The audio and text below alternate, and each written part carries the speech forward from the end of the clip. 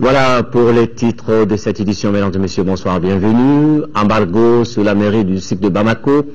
Énergie du Mali n'alimente plus la structure à l'électricité depuis plusieurs mois maintenant. L'hôtel de ville doit s'acquitter d'une facture estimée à plus de plusieurs dizaines de millions de francs CFA. Les négociations sont en cours entre les deux protagonistes pour l'instant.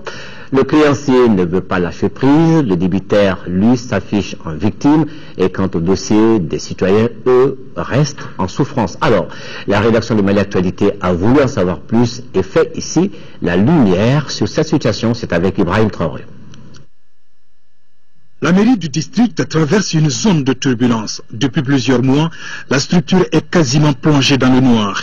Les raisons dépassent l'entendement des citoyens lambda. L'hôtel de ville ne paye pas les factures d'électricité. La somme impayée est gardée secrète. Certaines sources évoquent près d'1 milliard de francs CFA.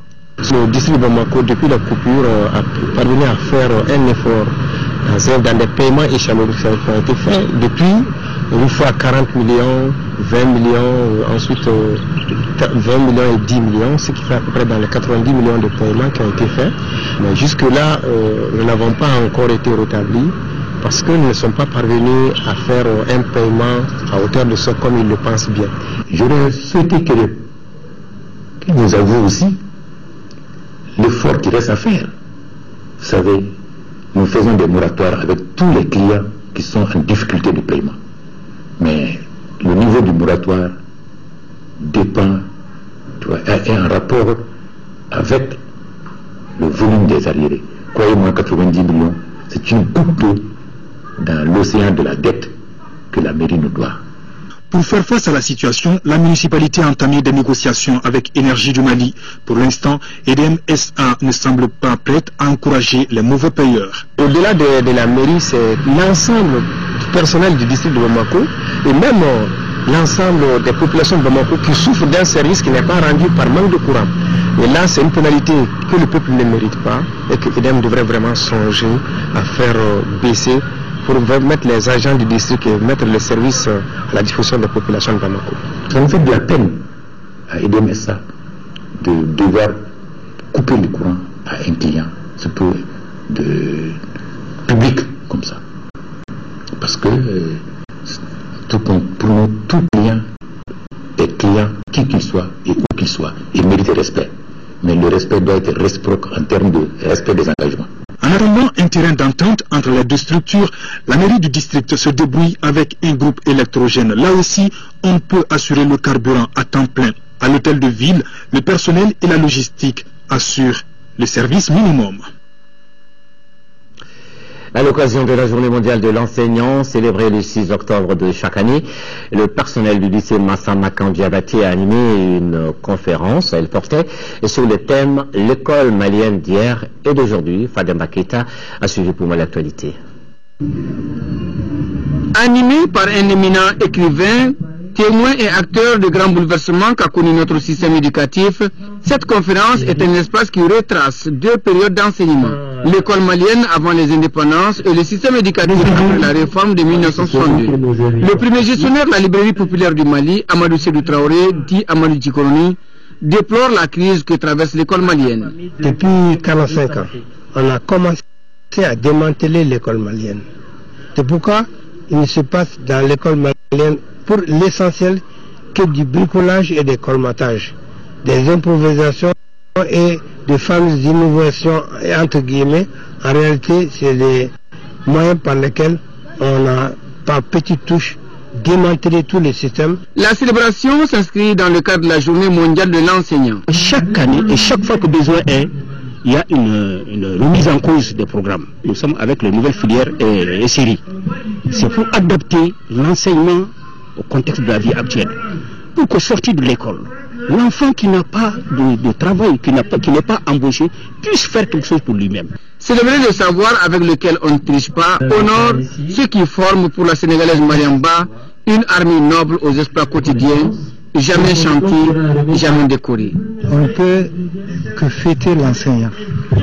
L'enseignant est le moteur de ce pays parce que l'enseignant est celui qui fait de l'homme ce qu'il doit être. Pour le conférencier, l'application du contenu du Forum national sur l'éducation de 2008 reste le passage obligé pour le Mali. Et puis ce communiqué du président de l'Assemblée nationale qui porte à la connaissance des députés que la session d'octobre, dite session budgétaire, débutera de mercredi 7 octobre 2013. La cérémonie d'ouverture aura lieu à 11h dans la salle Modibo Keïta. Le président de l'Assemblée compte sur la présence effective des députés. La séance publique indique le communiqué. La pyramide du souvenir a abrité ce matin les travaux du séminaire national sur le bannissement de la violence dans l'espace scolaire et universitaire au Mali, organisé par l'amicale des militants et sympathisants de l'Union nationale des élèves et étudiants du Mali. Le séminaire a permis de poser toute la problématique de la violence dans l'espace scolaire et universitaire dans notre pays. C'est un reportage de Nando Dambélé. Couplé à la journée internationale de l'enseignant, ce séminaire national se veut une retrouvaille d'une part entre tous les étudiants et d'autre part tous les enseignants de notre pays. Nous avons connu une année scolaire 2012-2013 en parlant d'une partie du Mali que nous pouvons considérer quand même comme une année scolaire normale. Mais nous savons aussi que le nord de notre pays, depuis près de 2 ans, est dans une situation chaotique, dans une situation difficile. Cadre de formation et de partage d'expériences, ce séminaire a permis aux participants de toucher du doigt tous les problèmes brûlants de l'école sous les auspices de l'AM. Cette association qui est aussi vieille que la Troisième République n'a pas toujours su donner une image positive et responsable d'elle-même eu égard aux actes de vandalisme, de violence, d'atteinte aux personnes, aux biens et à la quiétude dans le cadre de la satisfaction de ces doléances. À l'issue des échanges, les étudiants et élèves représentés par 32 coordinateurs ont compris que l'école est un champ d'apprentissage et non un champ de bataille. Je dis avec toutes mes forces, les coupe-coupe et machettes aux bouchers, les armes à feu aux militaires, et nous, notre seule arme qu'on a, c'est notre cahier et notre stylo. Le en 2 sous-thèmes, à savoir bannir la violence de l'espace scolaire et universitaire et quel leader estudiantin pour l'école malienne d'aujourd'hui et de demain, respectivement développé par Youssouf Diakité et Modibo Bakone. Et puis la remise hier soir des prix du concours des arts numériques de Bamako, c'était lors d'un dîner gala à l'hôtel Radisson Blu. La compétition a mis aux prises une centaine de jeunes durant près d'1 mois. Il s'agissait pour les organisateurs de promouvoir chez les jeunes maliens la compétence en informatique. La cérémonie était présidée par le ministre de la Communication et des Nouvelles Technologies et de l'Information, Mohamed Ould Mamouni. Cette première édition du concours des arts numériques concerne 3 catégories: architecture système, infographie et développement d'applications. En architecture système, Aboubakar Sidiki Yalkoui remporte le premier prix. Les lauréats de la catégorie infographie est Jean-Philippe Amengontapoé et Amadi Kamara lui s'est vu décerner celui du développement d'applications. Environ 100 candidats âgés de 17 à 35 ans ont pris part à ce concours. Les organisateurs se disent satisfaits du niveau de la compétition. Aujourd'hui, nous pouvons affirmer haut et fort que les talents des différents lauréats n'ont rien à envier à ceux de n'importe lequel de leurs homologues étrangers. Oui, le Mali a certes des faiblesses, mais les Maliens ont aussi du talent. Et pour avoir été personnellement membre du jury, je puis vous assurer que les lauréats que nous célébrons aujourd'hui, tout comme les candidats éliminés, n'ont pas démérité. À telle enseigne qu'il fut quelquefois très difficile de les départager. Les nouvelles technologies de l'information et de la communication sont aujourd'hui des vecteurs essentiels de développement. Le secteur est pourvoyeur d'emplois. Leur initiative est à saluer et c'est le lieu de les remercier pour avoir offert un emploi à 3 jeunes Maliens dans le domaine des TIC. Nous sommes persuadés que ces jeunes vont très rapidement prendre de l'envergure et dans un très proche avenir, à leur tour, ils pourront mettre en place leur propre structure. C'est notre souhait. Il fut un temps où l'on a pensé que l'utilisation de la robotique aurait pour conséquence la mise au chômage de nombreux travailleurs dans différents domaines. Aujourd'hui, au contraire, on se rend compte que l'utilisation des technologies de l'information et de la communication est pourvoyeuse d'emplois.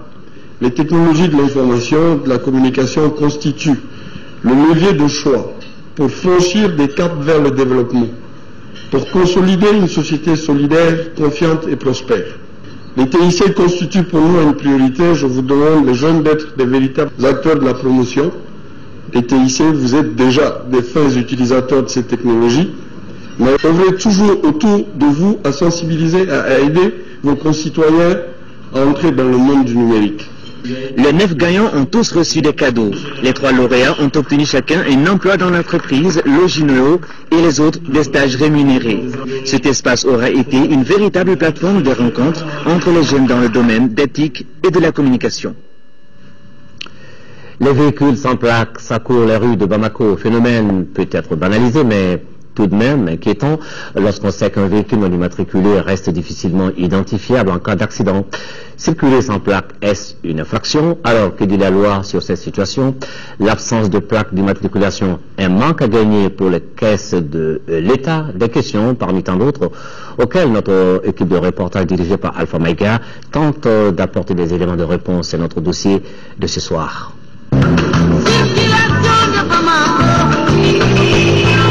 On ne doit pas circuler sans plaque. Pour mon cas précis, le véhicule manque une plaque. C'est pourquoi je suis tout le temps sous contrôle policier. Ici, à la compagnie de la circulation routière, se trouvent plus d'une 50aine de véhicules sans plaque. Tous ces véhicules sont saisis pour irrégularité. Nous avons eu à procéder à des opérations de contrôle de véhicules sans plaque à l'intérieur du district de Bamako. C'est une infraction punie par le code de la route. Selon le code routier, les véhicules ne doivent circuler que quand les propriétaires ont rempli toutes les formalités. La réglementation est très claire. Quand un véhicule arrive au Mali, un véhicule étranger, si le véhicule doit durer ici, s'il n'est pas en transit, il doit se conformer à la réglementation. C'est-à-dire que le propriétaire doit venir déclarer son véhicule et la procédure d'immigration est enclenchée. Il y a d'abord les services de l'ONT qui sont représentés au niveau du guichet unique ici, qui se déplacent pour aller voir les véhicules, pour dégager les caractéristiques techniques qui permettent au service des affaires économiques, la BNCC, pour faire l'évaluation en ce qui concerne les frais de terre. Il y a les défauts de la déclaration en douane, la liquidation, le paiement des droits et taxes, et avant que l'intéressé ne possède le véhicule. Mais force est de constater que tel n'est pas souvent le cas aujourd'hui. Et cela s'explique. Quand on prend la réglementation en tant que telle, ce n'est pas normal. Mais la situation oblige les gens souvent à circuler sans la plaque d'immatriculation. Parce que les raisons sont simples. Les gens, nous avons souvent des engagements. Je parle des véhicules commerciaux. Je veux parler des véhicules commerciaux. Certains parmi nous ont des engagements contractuels. Et quand tu importes un véhicule, tu as un délai. Et ce véhicule, il vient, il doit être dédouané. Et quand il est dédouané, il doit être immatriculé. Il doit avoir la plaque. Il doit être en règle pour commencer à fonctionner. Alors, si tu dois mettre 2 mois, 3 mois, rien que pour obtenir la plaque d'immatriculation, vous savez que ça fait des problèmes. Et la création du guichet unique a permis, autant que possible, de restreindre le délai de dédouanement et d'immatriculation, qui pratiquement passe de 3 mois aujourd'hui à pratiquement à 72 heures et une semaine. Certains usagers préfèrent contourner ces règles. Une infraction selon les techniciens en charge d'appliquer le code routier. Et le plus souvent, ce n'est pas les lambda qui le fait, c'est souvent même, hélas, les autorités qui le font. Ou même des artistes. Souvent on le voit. Ils mettent leur nom sur le numéro de matriculation. Un nom n'est pas un numéro d'identification, n'est pas un numéro de matriculation, puisque c'est une infraction. Les véhicules sans plaque sont des dangers ambulants dans la circulation. En cas d'accident, la recherche devient difficile. Nous avons de sérieux problèmes dans l'exercice de nos métiers chaque jour avec ces véhicules communément appelés plaques ardoises.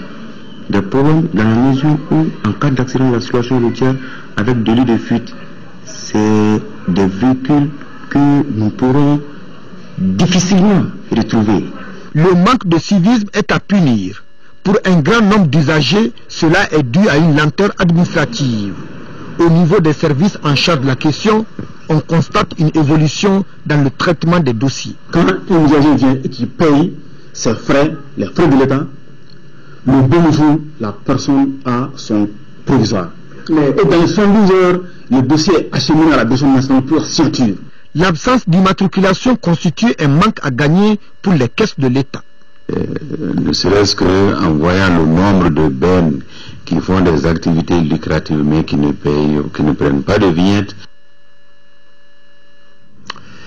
Problème de véhicules non immatriculés à Bamako, à Kaï, c'est plutôt des difficultés de circulation pour les véhicules. Il n'y a pas que ça, la capitale des rails est également confrontée à un problème d'insalubrité. Jadis ville coquette, elle est désormais dépourvue de sa superbe. Le décor maintenant offre un triste visage avec des voies de communication en piteux état où circuler reste un réel parcours de combattant pour les usagers. Quand les caniveaux ne drainent plus les eaux usées mais gardent allègrement les immondices. Comment en est-on arrivé là? Réponse dans cette enquête de Kansoutou Kanouté, enquête sur laquelle nous revenons ce soir à raison d'un problème technique qui nous avait empêché dans notre édition d'hier de vous livrer l'intégralité de ce reportage. Regardons. La circulation est impossible dans la ville de Kaï à cause de l'état piteux des routes. La voie express sur le tronçon qui va de la douane à la place Harlem est jonchée de nids de poules où chaque conducteur choisit son chemin est bordé de caniveaux dont les eaux fluviales mélangées aux eaux usées couvrent la chaussée en beaucoup d'endroits. À la Guitoro, depuis 1997, cette voie a été bitumée depuis 1997. De cette date à nos jours, elle a été beaucoup dégradée et elle n'a jamais été l'objet de réparation. Chaque fois qu'une note de marque est annoncée, la mairie et ses services techniques procèdent au remplissage de certains trous sur les routes urbaines. Et après le départ de celui-ci, la route retombe dans son état défectueux. Vraiment, on est fatigué. Du rond-point Harlem au pont, en passant par la station Shell, la route est dans un état quasi impraticable. Il n'y a pas de route à Kaï. On ne peut même pas dire mauvais état. Mauvais état, c'est déjà quand il y a des routes et c'est mauvais. Chez nous, il n'y en a même pas. Il faut vraiment que les mairies s'impliquent. Et moi, j'ai vraiment bien salué l'avènement du ministère de l'urbanisme et de quoi de la ville. Vraiment, nous attendons beaucoup de ce ministère-là, vraiment. Quant à celles qui conduisent vers le grand marché en passant devant les deux banques, elles existent que par les morceaux de pierre qui servent de trottoir limitant les bordures de cette route. De l'hôpital régional en passant par la gare du chemin de fer jusqu'au rond-point du Casso, ce tronçon compte d'innombrables nids de poules, ce qui rend la circulation difficile. Plus difficile encore lorsqu'on emprunte à partir de ce tronçon qui va au conseil de Sègle, au conseil régional et aux services techniques aux alentours de l'ancien aéroport. Donc il va falloir que ce sera conformément. Je souhaiterais que les routes soient aménagées en tenant compte de la capacité de charge des gros porteurs, car Kaï est un carrefour. Route commerciale de remorque de Betamaga. Selon le maire de la commune urbaine de Kaï, la situation géographique de la ville de Kaï est favorable à un drainage pluvial entraînant du sable qui obstrue les caniveaux et les collecteurs. À cela s'ajoute l'incivisme des populations qui déversent les ordures ménagères dans le réseau de drainage. L'entretien des routes urbaines est du ressort de Bamako, ajoutera-t-il. Nous sommes en train de rassembler les matériaux convenables. Pour le moment, on a un stock pas très important de goudron. Donc je pense que peut-être dans les jours à venir, nous allons essayer de cibler certaines parties de la ville en souhaitant de pouvoir quand même boucher ces nids de poules. L'État quand même également effectivement nous allouer un fonds par rapport à l'entretien routier. Mais je pense que cette gestion n'est pas aussi transparente que ça, parce que les marchés se passent à Bamako, les priorités de la ville ne sont pas prises en compte. Bon, si bien que l'entreprise vient faire son travail, souvent même sans consulter vraiment les autorités communales. D'après le directeur régional des routes, sa structure apporte un appui dans la réparation et l'entretien des routes urbaines à Kaï sans la demande de la mairie chaque année, et cela depuis 2010. De 2010, 2011, 2012 jusqu'en 2013 encore, l'intervention de la direction régionale des routes de Kaï pour le compte de la voirie urbaine de Kaï continue. Les travaux ont commencé avant les pluies Et à cause de l'hivernage, il y a certaines actions qui ne sont pas faisables. Les travaux vont reprendre en octobre, surtout l'accès à l'hôpital de Caille. Interrogé sur la question, le chef de l'exécutif régional s'est dit inquiet de l'état très défectueux des routes. Pour cela, il a matérialisé des ronds-points au niveau des carrefours afin de rendre la circulation beaucoup plus fluide. Il a aussi annoncé le démarrage très prochain des travaux de restauration de la route qui part de l'hôpital Fousséni Dao à la station Chère. Nos partenaires chinois des différentes collectivités, on a pu faire un aménagement qui n'est pas encore achevé à ce jour-là. Et il y a un certain nombre de carrefours également qu'on a identifiés à l'intérieur de la ville. Nous avons positionné d'abord dans un premier temps des pneumatiques pour marquer le carrefour. L'idéal, c'est qu'au fur du temps, on puisse remplacer progressivement les pneumatiques par des petits monuments qu'on va ériger. Et le tout dans un souci de rendre Caille coquette et belle. En tout cas, la population de Caille souhaite ardemment que toutes les routes en mauvais état soient réparées rapidement pour leur grand bonheur. Dur pour les usagers de la route, donc à Caille. Autre sujet de l'actualité, les producteurs agricoles, eux, s'adaptent mieux au changement climatique. C'est le constat fait par la mission de supervision des activités du projet améliorer la capacité d'adaptation et la résilience face au changement climatique. Cette mission vient de visiter des parcelles de démonstration dans les régions de Ségou et Sikasso en compagnie des acteurs de l'agriculture de ces localités. C'est un reportage de Fousséni Samake. Cette visite de la mission du projet améliorer la capacité d'adaptation et la résilience face au changement climatique dans le secteur agricole s'est rendue d'abord dans la commune rurale de Sinzana. Elle a visité les parcelles de démonstration de milles synthétiques, arachide 4710, maïs Soutibaka, sorgho CSM 63E, acacia Sénégal. Les parcelles expérimentales ont été des réussites à tous les niveaux, toute chose qui permettra de relever les défis face aux changements climatiques qui se font de plus en plus menaçants. En Pessoba, dans le cercle de Kouchala, les parcelles de mille Torognon 1, de fourragères Yerewolo, les plantations de karité, Kaïsidra et Tek sont des exemples réussis.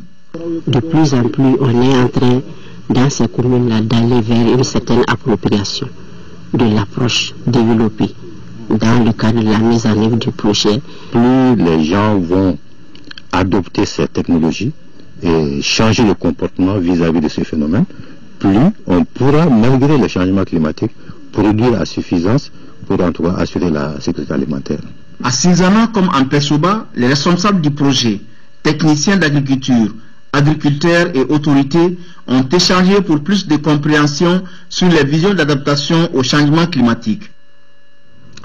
En 5e région, l'association multifonctionnelle Kin Djea de Taïkiri de Mopti vient de lancer son projet d'hygiène et d'assainissement. Il est financé à hauteur de 20 millions de francs CFA par le programme d'appui aux organisations de la société civile. Phase 2, il devrait contribuer à améliorer le cadre de vie des habitants de Taïkiri, le quartier de Mopti le plus insalubre. Yacouba Maïka, correspondance. Le phénomène de l'insalubrité est plus qu'un casse-tête aujourd'hui à Mopti, malgré les énormes efforts consentis par les autorités communales.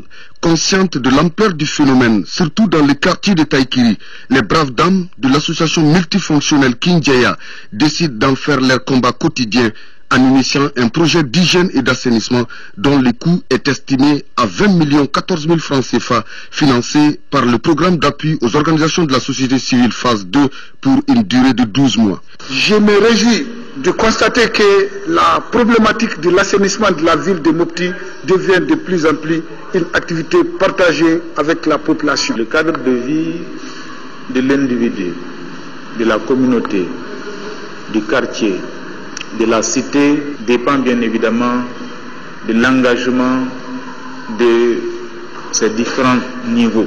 Le projet Kinjaya va s'appuyer sur une approche participative en associant les différents acteurs et bénéficiaires aux mesures d'hygiène prises et aux activités de collecte et de dépôt des ordures et autres déchets. Le programme d'appui aux organisations de la société civile phase 2, partenaire financier du présent projet, est cofinancé par le gouvernement malien, l'Union européenne, la Suisse, la Suède, le Danemark et le Canada. Encore à Mopti, où la Chambre régionale d'agriculture a tenu sa 4e session ordinaire. Les travaux portaient sur l'état d'exécution des activités du budget de 2013, une année marquée par des perturbations dues à la crise que le Mali a connue, le programme d'activité et les budgets 2014 estimés à 306 millions de francs CFA. Jules Sambou Sissoko. La 4e session ordinaire de l'Assemblée consulaire de la Chambre régionale d'agriculture de Mopti, mandature 2010-2014, se tient à une période où l'exécution du programme d'activité 2013 a connu une forte perturbation en lien direct avec la crise que le Mali a traversée. Les membres de l'Assemblée consulaire vont passer en revue le bilan des activités et analyser l'exécution du budget 2013 qui se chiffre à 142 millions de francs CFA. Même exercice pour l'année 2014. Avec un budget estimé à 306 millions de francs CFA. Cette année, campagne 2013-2014, nous l'espérons beaucoup. Cependant, dans les zones exondées, telles que dans les Sénaux, il y a encore quelques poches de menaces de sécheresse. J'en appelle également aux partenaires tels que Danida pour accompagner les organisations paysannes. Malgré certaines contraintes, la CRA de Mopti a exécuté 4 projets phares. Autour de la filière échalote à Koro, la filière sésame à Bankas et à Koro, et la filière lait à Guéné, soit un montant total de plus de 600 millions mobilisés par le PASAM. Autre acquis de taille, la construction d'un siège pour la CRA et autres pour les délégations locales de cercle pour un montant de 212 millions de francs CFA grâce au PASAM qui prend fin en décembre prochain.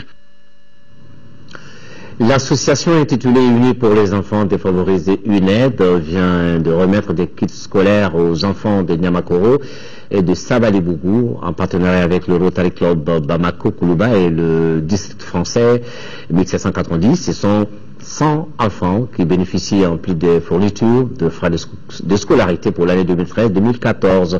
À travers ce geste, l'association UNAID vient une fois de plus au secours de l'enfance en situation difficile en vue d'améliorer et d'adoucir ses conditions de vie et d'études. L'UNAID est une association caritative à but non lucratif spécialisée dans la scolarisation d'enfants. Elle œuvre dans l'humanitaire au Mali depuis 2010. Démarche similaire de la part de l'association Ligue Élite qui remet à son tour 61 kits scolaires à des scolaires de parents démunis de l'école d'Antoumé de la commune 4 du district de Bamako. Les bénéficiaires sont des élèves des classes de première, deuxième et troisième année fondamentale. Ce geste, selon les initiateurs, s'inscrit dans le cadre du respect du droit des enfants à l'éducation. La cérémonie a regroupé parents d'élèves et autorités municipales. Elle était présidée par Moussa Mara, ministre de l'urbanisme et de la politique de la ville. Appréciant le geste de l'association, le ministre Mara a dit que tout acte posé pour le développement du pays doit être soutenu par le gouvernement.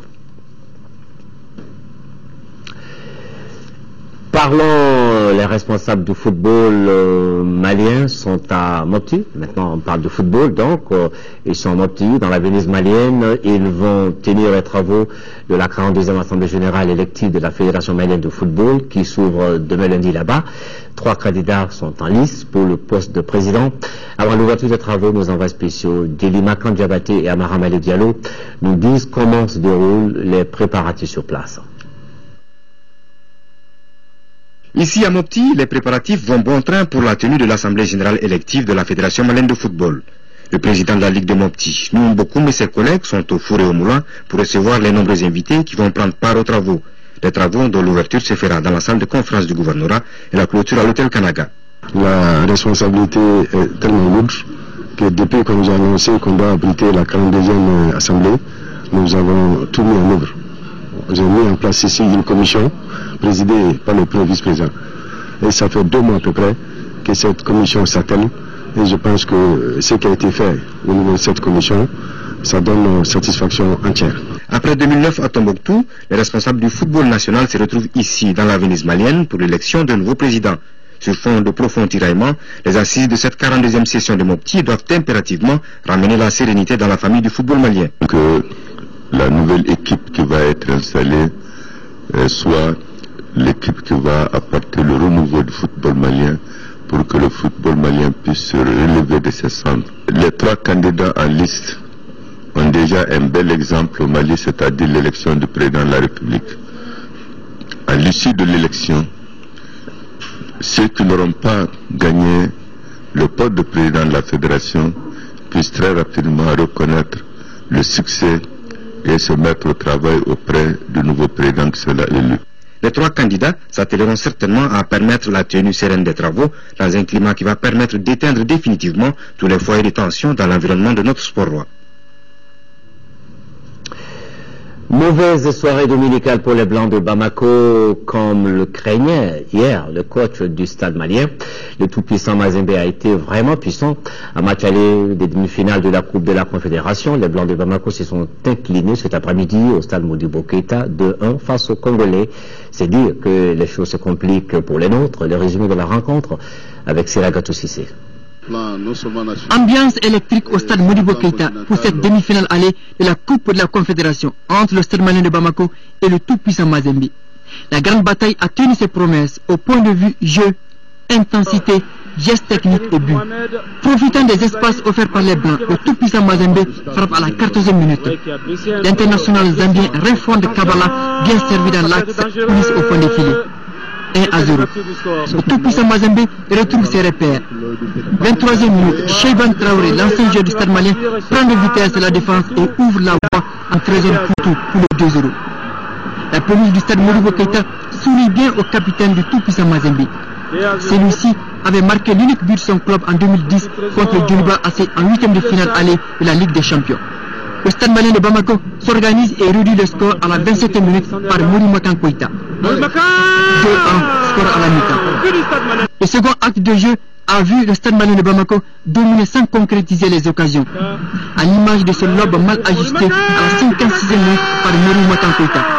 Et le raté d'Abdoulaye Sissoko en toute fin de partie. Le résultat s'explique par des erreurs assez inhabituelles sur l'aspect offensif de mon équipe, de ma défense, qui nous a coûté 2 buts. Et puis, bon, je pense qu'on aurait pu marquer nous aussi au moins 2 buts si on avait montré plus de précision dans les derniers gestes, parce que on a eu quand même pas mal de situations intéressantes, mais gâchées par le manque de précision. On savait que face à cette belle équipe du stade malien, il fallait vraiment faire un grand match pour pouvoir faire un résultat. On a su venir gagner, on a fait vraiment une entame magnifique.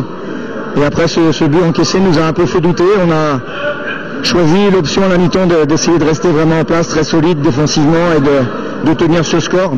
Ça augure d'un match retour ouvert, mais ça nous laisse une chance de pouvoir passer à domicile. Cette victoire à l'extérieur du tout-puissant Mazembe rapproche davantage les Congolais du dernier virage en attendant le match retour le 19 octobre prochain à Lumumbashi. Au stade malien de Bamako, ils sont surpassés pour jouer une deuxième demi-finale en Coupe de la Confédération. Triste soirée de football. Des incidents regrettables ont éclaté juste au coup de sifflet final. Les supporters mal intentionnés ont laissé éclater leur colère, provoquant l'intervention énergique des forces de l'ordre, tout corps confondu. Même les cadres de reportage de l'ORTM ont subi des dommages. Le hooliganisme est refait surface au Mali. Bien dommage, nous arrivons maintenant à notre grand formant. Il nous amène dans les méandres de la création musicale du chenou avec son génie fécond et varié. Désormais, l'espace s'enrichit avec une nouvelle formation. Elle s'appelle Sahel Blues Band et elle évolue dans la cité des Balanzans. Selon ses membres, Sahel Blues Band veut redorer l'image du Sahel et assurer du coup une transmission du savoir de l'ancienne à la nouvelle génération de musiciens. Notre reporter culturel Cheikh Oumar Sangaré est allé à la rencontre de ce groupe qui joue essentiellement avec des instruments de musique traditionnelle. Akura, le ngoni, le djembé et le balafon se croisent, le rythme produit ne laisse personne indifférent. Fruit de l'intensification des activités culturelles dans la ville de Ségou à travers le festival sur le Niger, la jeune formation musicale Sahel Blues est née de la rencontre de 3 acteurs de l'industrie musicale. Il y a une année, le guitariste Mama Sissoko du Super Guiton, qui est natif de Niro, et Boba Diabaté qui est natif de Niro. Et moi-même, qui suis natif de Niro, on s'est rencontrés. Il se trouve que ces 2 musiciens faisait partie de l'orchestre de Nour du Sahel, qu'on appelait Nour El Sahel. Nous voulons montrer au monde que le Sahel, c'est la musique, c'est la paix, c'est le dialogue, c'est la diversité culturelle. Il s'agit de revisiter une partie du riche répertoire musical du pays, singulièrement celui du Nour du Sahel, autrefois chanté par l'orchestre Nour El Sahel. Bon, moi je travaille avec les jeunes, c'est des jeunes qui ont du talent, ils sont intelligents. Quand je leur montre quelque chose, tout de suite, ils pigent. Je les amène un chant, ça la colle, je leur donne de la gamme, je joue l'accompagnement, ils écoutent. Les libératoires qui essaient de me trouver un accompagnement parallèle à cet accompagnement-là. Ils sont 5, tous musiciens, dont 3 chanteurs. Nous les avons rencontrés lors d'une soirée culturelle au bord du fleuve Niger à Ségou.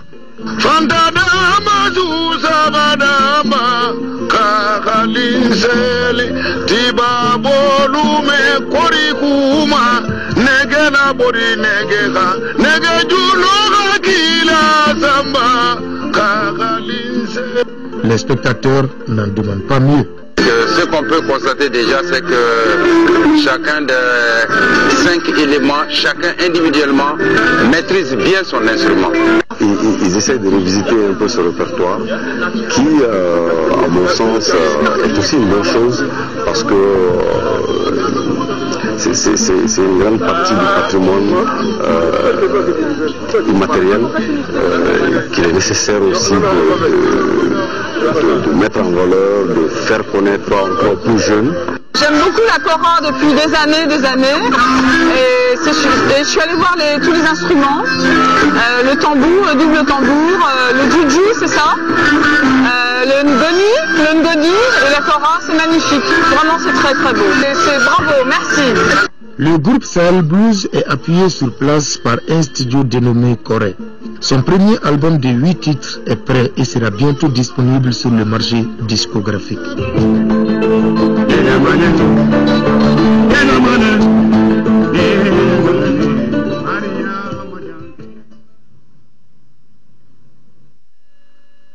Bon vent au Sahel Blues, la page noire de cette édition. Les obsèques du pèlerin Mamadou Diallo ont eu lieu ce samedi 5 octobre 2013 à la Mecque. Ce pèlerin malien de la filiale gouvernementale et résident à Faladier a succombé suite à un malaise lors du Tawaf, les 7 tours de la Kaaba, entre l'angle yéménite de la Kaaba et celui portant la pierre noire.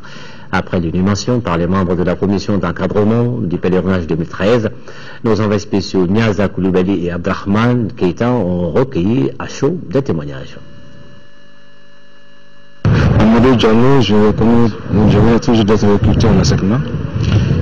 Il était chargé de la maintenance des installations radioélectriques de la SECNA à l'époque. Ce que je retiens de ce monsieur, c'est surtout son caractère d'homme intègre. C'est un privilège que Dieu ne donne pas à tout le monde. Nous sommes fiers, nous sommes tristes, c'est vrai, c'est la circonstance, mais nous sommes fiers de la manière dont il a quitté ce monde. Il a quitté dans un lieu très sain, dans la Kaaba, entre Rukn Yaminité et la pierre noire. Là, on récite Rabbana atina fid dunya hasana fil akhirati hasana wa qina azaban. Ô Seigneur, donne-nous la belle chose dans ce monde d'ici-bas et la belle chose aussi dans l'au-delà. Et protège-nous de l'enfer, du feu. Donc en récitant ça, il est tombé, et il est tombé dans le bras du bon Dieu, il est tombé dans la Kaaba, sans être piétiné, sans être bousculé par les gens. Je voudrais remercier au nom de l'État malien les autorités saoudiennes pour vraiment l'assistance apportée depuis que notre frère est décédé jusqu'à ce jour où l'enterrement a eu lieu. Il me reste simplement à adresser au nom de M. le ministre de l'administration territoriale les condoléances les plus attristées à la famille du défunt. Que la terre lui soit légère, et nous précisons que Mamadou Diallo est l'épouse de l'ancien ministre, Madame Bauducène. Ce journal s'achève. Merci de l'avoir suivi.